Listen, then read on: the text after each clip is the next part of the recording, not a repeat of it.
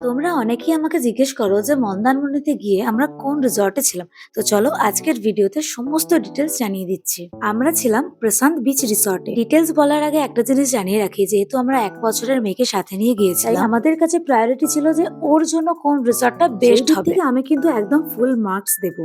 যেমন পরিষ্কার পরিচ্ছন্ন, আলো বাতাস আসছে রুমগুলোতে ভীষণ ভাবে, আর সেরকম সুন্দর স্টাফদের ব্যবহার। আমাদের রুমে ছিল বিশাল বড় একটা আয়না, সোফা, একটা মিনি ফ্রিজ, বড় একটা টিভি, আর সমস্ত জিনিসপত্র রাখার জন্য অনেকটা জায়গা। রুমের মধ্যেই ছিল ইলেকট্রিক কেটল আর এই ফ্রিজ। এই দুটো বাচ্চার জন্য আমার ভীষণ ভাবে কাজে লেগেছে। আর ব্যালকনিতে দাঁড়ালেই সামনেই সমুদ্র। এছাড়াও আছে বাচ্চাদের জন্য পার্ক, যেখানে আমার মেয়ে তো ভীষণ এনজয় করেছে। আর পুল এরিয়াটাও ভীষণ ভালো। আর আমার যেটা সব থেকে ভালো লেগেছে, খুব রাত অব্দি কিন্তু এখানে গান বাজরা বাজে না। খাওয়া দাওয়া এখানে ভীষণই ভালো ছিল। এনাদের যে নিজস্ব রেস্টুরেন্ট, আমরা সেখানেই খাওয়া দাওয়া করেছি। এবার আসি কত কি টাকা পয়সা লেগেছিল সেই ব্যাপারে। রুমের প্রাইস কিন্তু অনেকটাই ডিপেন্ড করে তোমরা কোন সিজনে আসছো এবং তোমরা কি ধরনের রুম নিচ্ছ তার উপর। আমরা যখন রিসর্টে সরাসরি ফোন করেছিলাম, রুমের প্রাইস কিন্তু ওনারা অনেকটাই বেশি বলেছিলেন। তারপর আমরা রুম বুকিং করি অ্যাপের মাধ্যমে, আগোডা অ্যাপ দিয়ে। সেখানে আমরা অনেকটাই কমে পেয়েছি। তো মোটামুটি সবকিছু ডিটেলসে জানিয়ে দিলাম। আরো যদি কিছু জানতে চাও আমাকে কমেন্ট করো, আমি অবশ্যই তোমাদের জানিয়ে দেবো। চলো আজকের ভিডিও এই অবধি,